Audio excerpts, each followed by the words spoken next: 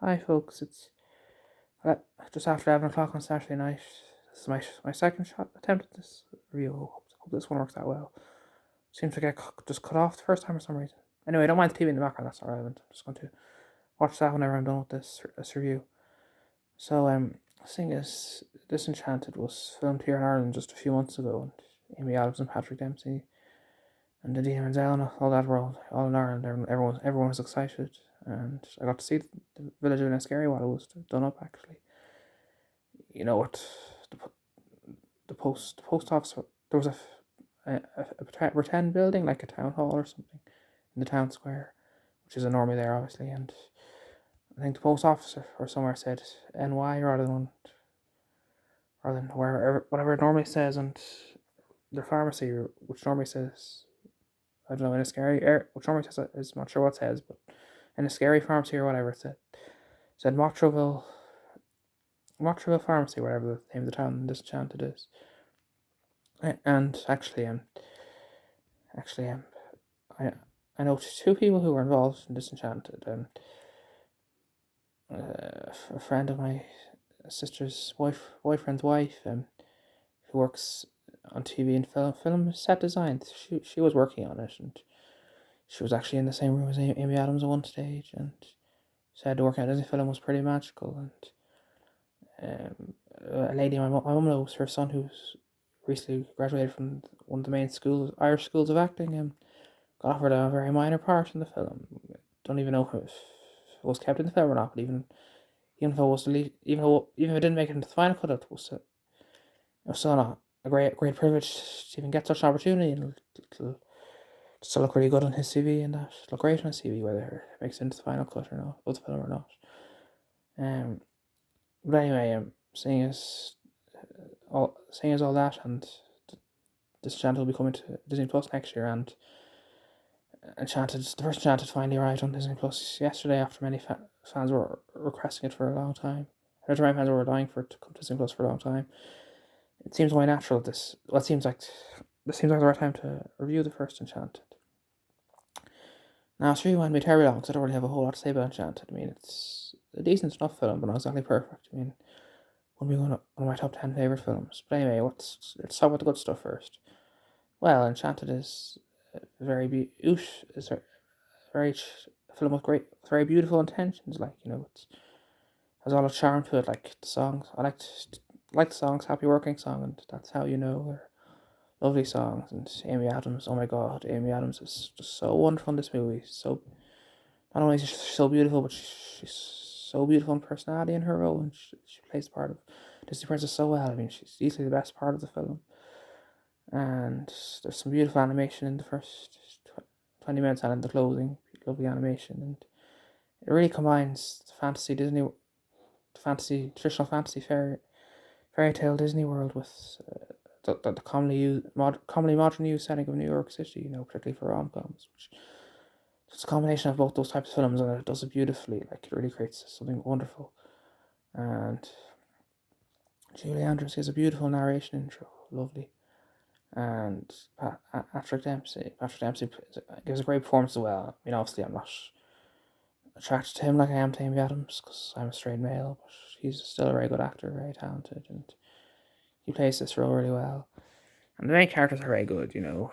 Giselle, she's just starts off as this completely stereotypical fairy tale princess. She lives in a world of pure fantasy. Like, she's never even felt anger or frustration. You know, she spends all day dreaming of finding a handsome prince and that happily ever after, and loves talking and interacting with wild animals, and loves to sing. Of course, she should be a Disney princess. She loves to sing, would she? And then eventually, when she arrives, or she gets sent to New York City by the real Queen Narissa, she learns that life can't possibly be as beautiful and simple as she always thought. You know, she realizes she has to learn and accept that life is far from perfect, and nothing is what it's as beautiful as we wish it would. We ideally wish it would be. So, and the film does that very well. It does a great job of make her grow from a completely nonsensical fairy tale princess to a realistic 21st century woman.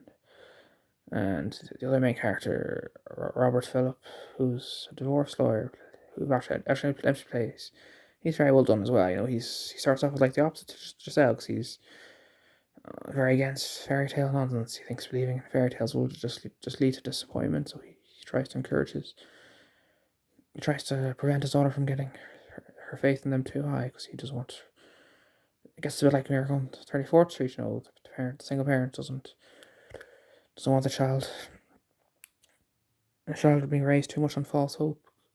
Wants them to understand that life isn't perfect. Um, yeah, so he's a good loving father, really. I mean, maybe he goes a little overboard trying to protect his daughter from. Maybe he goes a little overboard at times trying to protect his daughter from avoiding having fantasies about magic, but he's still clearly, his heart's still clearly in the right place, and he has his daughter's best interest at heart, and he takes in Giselle, and he finds her wandering the streets of New York City, and he first place there's a completely mentally confused woman who just thinks she's from a fantasy land, but little does he know, does he know it's not just that. She really is a princess from a fantasy land.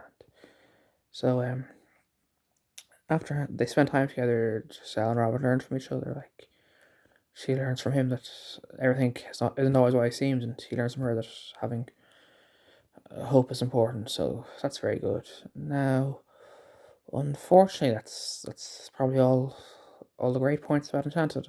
Enchanted, I've said. Um, what's not so good about this film is it often at times just doesn't feel too original. Like, there's not a lot of references to older Disney films, and it feels sometimes like the film forgets to try to just be its own thing. Like, I mean, the villain Queen Larissa. I mean, no, don't get me wrong. Susan Sarandon. Oh, that's another good thing about the film. Oh, Susan Sarandon is wonderful in this film. She gives a brilliant villain performance. Very, very spiteful and hateful and intimidating. But even though Susan Sarandon's performance is absolutely brilliant, the character herself, Queen Larissa, is, well, pretty weak, to be honest. I mean, she seems to have very weak motivation. Like, she just wants to get rid of Giselle so she can stay queen, so her son won't marry. I mean, I don't know, just doesn't seem like she had any very dramatic motivation. She didn't have that many, for the villain, she didn't really have a whole lot of screen time either, No, and unfortunately, her final battles at the end were nothing original. I mean, first she just disguised herself as and an old hag with poison apple, which was just an exact copy of the evil queen from Snow White, and then she turns herself into a dragon and mocks the protagonist, which is just a combination of the final battle of Sleeping Beauty and Maleficent. Sleeping Beauty and Maleficent. What am I saying? Sleeping Beauty and the Little Mermaid. I mean, it's a copy of the Sleeping Beauty in the sense that she's a dragon. She's a dragon, and it's a copy of the Little Mermaid in the sense that she's large, and she mocks basically mocks the protagonist while she's large. So nothing very original about that final battle. It's very underwhelming. And what else is another problem with this film is, well, Prince Edward. I mean, I don't particularly dislike the character, but most of his scenes just seem very cliched and over the top. Like, like when he arrives in New York City, he arrives. Let me explain that he arrives to New York City to try and find Giselle after his stepmother, unknowing to lead him, Tim banished her there. And anyway, there's this scene where he puts swords up to people's faces and scares them, like, I think he's trying to kill them. I mean, that just makes him seem like a cruel monster. I don't know, it just didn't work. It just didn't feel funny, or didn't feel funny to me. It just felt awkward and cringy. And Nancy, Robert's former love interest in the real world, played by Idina Menzel, who would later become famous for being Elsa in Frozen. Well, she's a sweet, likable character, but she doesn't have enough screen time. I don't think. I mean, being the male protagonist love interest, I think should have a good number of scenes, which she only has about three major scenes in total or something, and even that. even they weren't that particularly strong scenes. Like, so I think she was underused and really underused in the film. And her song was cut. Her song was cut apparently. No clue why. But apparently she'll get two songs in Disenchanted, which will make up for it. Which is good. It'll make up for it. And did I say Morgan? Oh yeah, Morgan. Another good side is Morgan is a charming character, very cute and sweet and that. But at the same, again, I feel like she could have had a few more screen times and more character development. You know, she's another character I feel feels underused. And Nathan or however you pronounce it, Narcissus male sidekick. He was nothing original either. He was just a stereotypical comedic bumbly sidekick. You know, like Kronk from the Emperor's New Groove or Mr. Snoops from The Rescuers. No, he was nothing original either. And I don't know why they had to go through the cliche making him turn to the good side in the end. I mean that's an excuse for us. He helped her nearly killed Giselle. And how could the other characters possibly ever trust him again after that? So I think having him turn to the good side seemed kind of pointless, to be honest. And what else? Another problem is that it's the whole point of films to learn that romance isn't just they meet like each, decide they like each other and get married. But yeah, that's exactly what Edward and Nancy seems to do at the end. You know, when Nancy and Edward realize that their love interests really love each other and belong together, they just out of nowhere just decide to take their places and to be with each other. I mean, well, that feel like a force. That felt forced and like it. There was no suspense created leading up to it. So so I guess that's all I ever have to say about Enchanted. Um, Overall, it's a decent watchable film, but definitely not perfect. I mean, actually, this movie came out around the same time as B movie, and I remember looking. My mum showed me. Well, I was going out. I was apparently going to cinema with my friends later that week, so my mum showed me in the papers what was on that week, and we saw Enchanted, and she said, my mum said, although that might be a bit girly, I wouldn't say you and your friends would be going to that, which she's definitely right. I mean, I'm sure some boys probably enjoyed this movie. Like, I think so anyway, but for a whole group of 5 or 6 boys going to cinema together, I think it would have been a bit girly, right? I think B movie was a much better choice for us.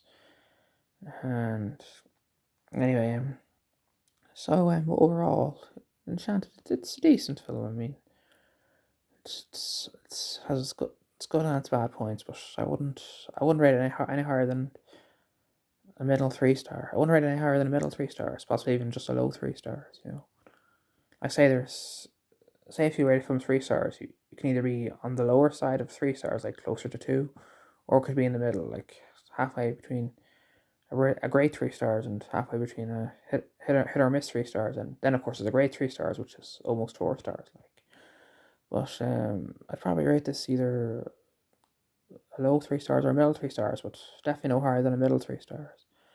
It's a pity, really, because again, it's such a lovely, beautiful film, and it has such great intentions, but unfortunately, it really doesn't live up to the classic Disney musical that the director, who shares my first name, Kevin Lima, or however you pronounce it, had in mind. Unfortunately, it doesn't live up to the film that director obviously had in mind, but still, I like Enchanted well enough that I'm keen to watch the sequel. And so far I'm convinced the sequel will be better. I mean, I've heard a bit about the sequel's plot, and I think it sounds like an improvement. So fingers crossed that sequel Disenchanted will be at least 4 stars. All right, so thanks again for watching, and what are your thoughts on Enchanted? And I'll see you again. Particularly you, Harry. Hope you like this review. Talk to you later. All right. Hope you fans all enjoy and are all glad Enchanted is finally on Disney Plus. And again, even though I'm not the biggest fan of Enchanted, I must admit I was glad to see it come to Disney Plus finally. All right then. Good night and enjoy your Sunday, and I'll see you all next time. Bye.